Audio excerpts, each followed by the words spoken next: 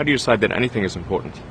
Look at the entire history of Earth, or history of life itself. Forget about the parochial concerns of humanity.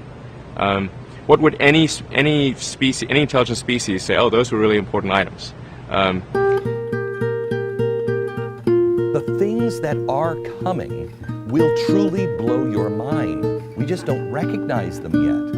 The world of tomorrow is here now. I believe that it's important for the future to be a spacefaring civilization and out there, ultimately be out there among the stars. And I think that's the exciting, inspiring future that I think certainly people in this room want. And anyone.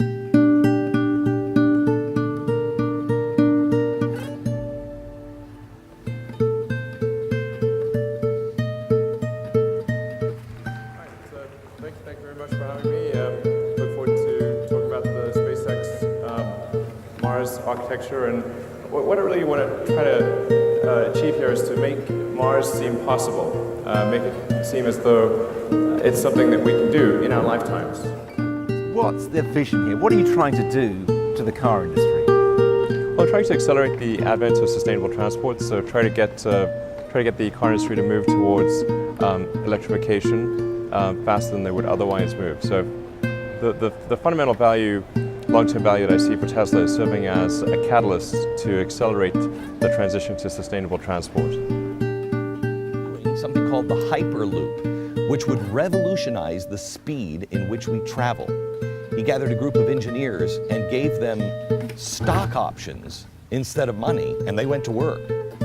Elon Musk, he recently tweeted that he would be building a test track in Texas. The question is, do people even know who Elon Musk is, our modern day Edison or Tesla?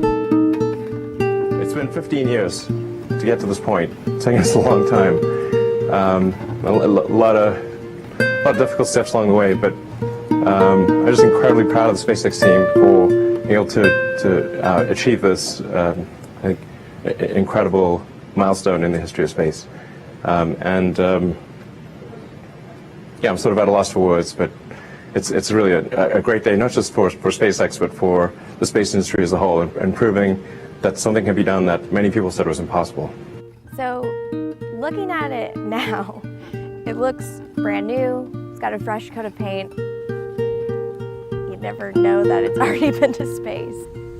T-minus 10, 9, 8, 7, 6, 5, 4, 3, 2, 1, 0. Liftoff.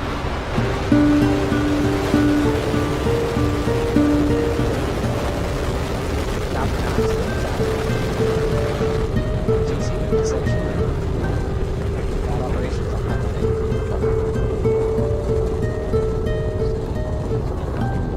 How can you see that these brain-like developments out there can be stopped? I don't know.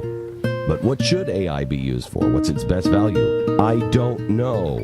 But there are some scary outcomes, and we should make sure the outcomes are good, not bad. And then the reporter says, or escape to Mars if there's no other option. How does he respond? He responds, the AI will chase us there pretty quickly. That's a fascinating interview. That's a fascinating interview. And the way they are dismissing, these people are going to be... I am concerned about certain directions that AI could take that would be not good for the future. I think it'd be fair to say that not all AI futures are benign. Not all. Okay. And so if you have something, if we create some digital superintelligence that exceeds us in every way by a lot, it's very important that that be benign. And so actually with a few others, I created OpenAI, which is an AI. It's a nonprofit actually, and the intent with OpenAI is to democratize AI power. And there's a quote that I love from Lord Acton. He was the guy that came up with power corrupts and absolute power corrupts absolutely, which is that freedom consists of the distribution of power and despotism in its concentration.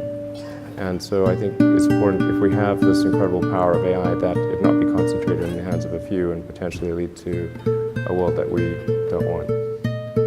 But then it will be tied to our consciousness, tied to our will, tied to the sum of individual human will, and everyone would have it, so it would be sort of still a relatively even playing field. In fact, it would be probably more egalitarian than today. The company is sending the message that it can do what NASA plans to do, only faster.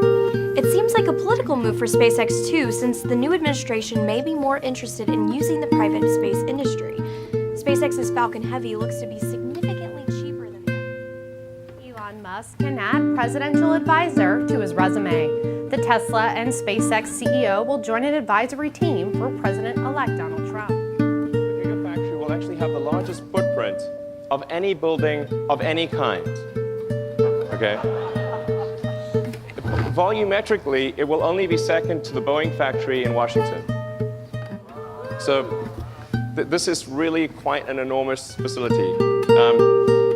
In fact, it'll produce more lithium-ion batteries than all other factories in the world combined. In this one location.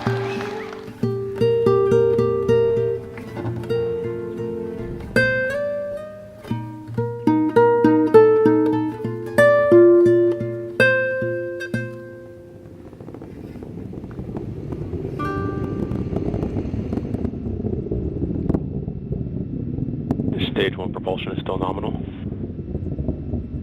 Take you to Mars and create a self-sustaining city, a city that is not merely an outpost but could become a planet in its own right, and thus we could become a truly multi-planet species.